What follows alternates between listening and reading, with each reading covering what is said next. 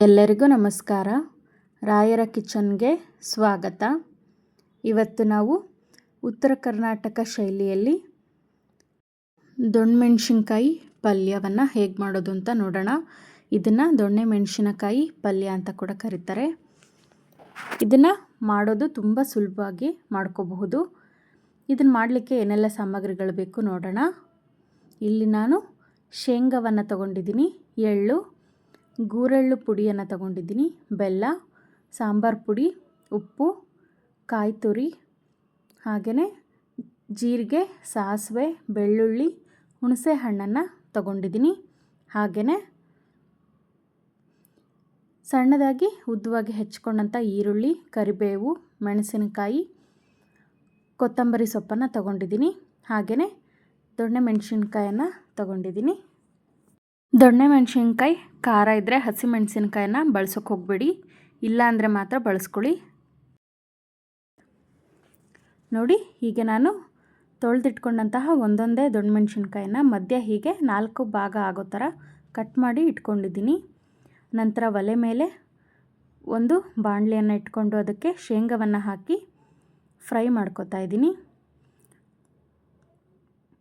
ಶೇಂಗಾ ಸ್ವಲ್ಪ ಸಿಪ್ಪೆ ಬಿಡೋವರೆಗೂ ಮಾತ್ರ ಹುರ್ಕೋಬೇಕಾಗತ್ತೆ. ನೋಡಿ, ಇಷ್ಟು ಫ್ರೈ ಆಗಿದೆ. ಈಗ ನಾನು 1 ಟೇಬಲ್ ಸ್ಪೂನ್ ಆಗುವಷ್ಟು ಎಳ್ಳನ್ನು ಹಾಕ್ಕೊಂಡಿದ್ದೀನಿ. ಅದನ್ನು ಕೂಡ ಸ್ವಲ್ಪ ಕಲರ್ ಚೇಂಜ್ ಆಗೋವರೆಗೆ ಫ್ರೈ ಮಾಡ್ಕೊಳ್ಳೋಣ. ನೋಡಿ, ಇಷ್ಟಾದರೆ ಸಾಕು. ಇದನ್ನು ನಾವೀಗ ಮಿಕ್ಸಿ ಜಾರ್ಗೆ ಹಾಕ್ಕೊಳ್ಳೋಣ. ನಂತರ ನಾವಿದಕ್ಕೆ ಬೆಳ್ಳುಳ್ಳಿಯನ್ನು ಹಾಕ್ಕೊಳ್ಳೋಣ. ಹಾಗೆಯೇ ಕೊಬ್ಬರಿಯನ್ನು ಹಾಕ್ಕೊಳ್ಳೋಣ.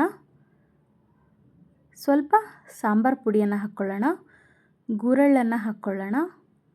ಹಾಗೆಯೇ ಹಸಿ ಈರುಳ್ಳಿಯನ್ನು ಸ್ವಲ್ಪ ಹಾಕ್ಕೊಳ್ಳೋಣ. ನಂತರ ಕೊತ್ತಂಬರಿ ಸೊಪ್ಪನ್ನು ಹಾಕಿದ್ದೀನಿ, ಕರಿಬೇವು, ಸ್ವಲ್ಪ ರುಚಿಗೆ ಉಪ್ಪು, ಹಾಗೆಯೇ ಸ್ವಲ್ಪ ಹುಣಸೆ ಹಣ್ಣು, ಸ್ವಲ್ಪ ಬೆಲ್ಲವನ್ನು ಹಾಕ್ಕೊಂಡಿದ್ದೀನಿ. ಈಗ ಇದನ್ನು ನೀರು ಹಾಕಿ ಸ್ವಲ್ಪ ತರಿಯಾಗಿ ರುಬ್ಕೊಂಡು ಬರೋಣ. ನೋಡಿ, ಸ್ವಲ್ಪ ಗಟ್ಟಿಯಾಗಿಯೇ ರುಬ್ಕೊಂಡು ಬಂದಿದ್ದೀನಿ. ಇಲ್ಲಿ ಮತ್ತೆ ನಾನೊಂದು ಒಲೆ ಮೇಲೆ ಪ್ಯಾನನ್ನು ಇಟ್ಕೊಂಡಿದ್ದೀನಿ. ಅದಕ್ಕೆ ಸ್ವಲ್ಪ ಎಣ್ಣೆಯನ್ನು ಹಾಕ್ಕೋತಾ ಇದ್ದೀನಿ. ಎಣ್ಣೆ ಕಾದ ನಂತರ ಸಾಸಿವೆ, ಜೀರಿಗೆಯನ್ನು ಹಾಕ್ಕೊಳ್ಳೋಣ. ಹಾಗೆಯೇ ಈರುಳ್ಳಿ, ಕರಿಬೇವನ್ನು ಕೂಡ ಹಾಕಿ ಚೆನ್ನಾಗಿ ಫ್ರೈ ಮಾಡ್ಕೊಳ್ಳಿ. ನೋಡಿ, ಫ್ರೈ ಆಗಿದೆ. ಈಗ ನಾವಿದಕ್ಕೆ ದೊಣ್ಣೆ ಮೆಣಸಿನ್ಕಾಯನ್ನು ಹಾಕ್ಕೊಳ್ಳೋಣ. ಅದನ್ನು ಕೂಡ ಎಣ್ಣೆಯಲ್ಲಿನೇ ಚೆನ್ನಾಗಿ ಫ್ರೈ ಮಾಡ್ಕೊಳ್ಳಿ. ನೋಡಿ, ಎಷ್ಟು ಫ್ರೆಶ್ ಆಗಿದೆ ಅಲ್ವಾ ದೊಣ್ಣೆ ಮೆಣಸಿನ್ಕಾಯಿ. ಆದಷ್ಟು ಇದು ಫ್ರೆಶ್ ಇದ್ದಾಗಲೇ ಮಾಡಿಕೊಂಡ್ರೆ ತುಂಬಾ ಚೆನ್ನಾಗಿ ಬರುತ್ತೆ. ನೋಡಿ, ಹೀಗೆ ಮಧ್ಯ ಮಧ್ಯೆ ಒಮ್ಮೆ ಮಿಕ್ಸ್ ಮಾಡ್ತಾ ಅದನ್ನು ಎಣ್ಣೆಯಲ್ಲೇ ಚೆನ್ನಾಗಿ ಫ್ರೈ ಮಾಡ್ಕೊಳ್ಳಿ. ನೋಡಿ, ನಾನಿಷ್ಟು ಫ್ರೈ ಮಾಡ್ಕೊಂಡಿದ್ದೀನಿ. ಈಗ ರುಬ್ಬಿಟ್ಕೊಂಡಂತಹ ಮಿಶ್ರಣವನ್ನು ಹಾಕ್ಕೊಂಡಿದ್ದೀನಿ.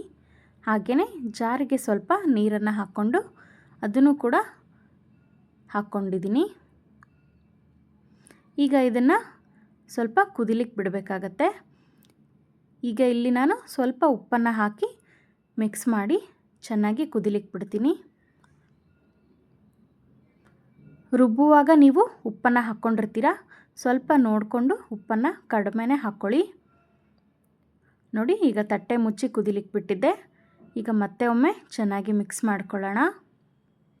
ನೋಡಿ, ಚೆನ್ನಾಗಿ ಮಿಕ್ಸ್ ಮಾಡ್ಕೊಂಡಿದ್ದೀನಿ. ಈಗ ಮತ್ತೆ ಒಮ್ಮೆ ತಟ್ಟೆ ಮುಚ್ಚಿ ಇನ್ನೂ ಒಂದು 2 ರಿಂದ 3 ನಿಮಿಷಗಳ ಕಾಲ ಇದನ್ನು ಚೆನ್ನಾಗಿ ಬೇಯಿಸ್ಕೊಳ್ಳೋಣ.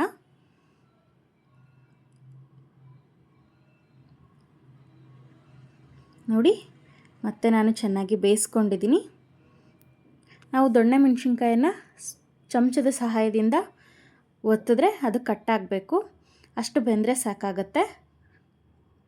ನೋಡಿ, ಹೀಗೆ ಚೆನ್ನಾಗಿ ಮತ್ತೆ ಒಮ್ಮೆ ಮಿಕ್ಸ್ ಮಾಡಿ ಚೆನ್ನಾಗಿ ಕುದಿಸ್ಕೊಂಡಿದ್ದೀನಿ.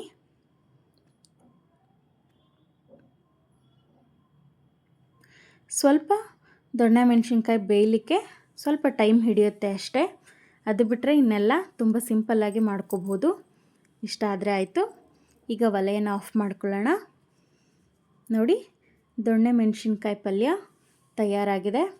ಇದು ಚಪಾತಿ, ರೊಟ್ಟಿ ಹಾಗೆ ಬಿಸಿ ಅನ್ನಕ್ಕೂ ಕೂಡ ತುಂಬಾ ಚೆನ್ನಾಗಿರುತ್ತೆ.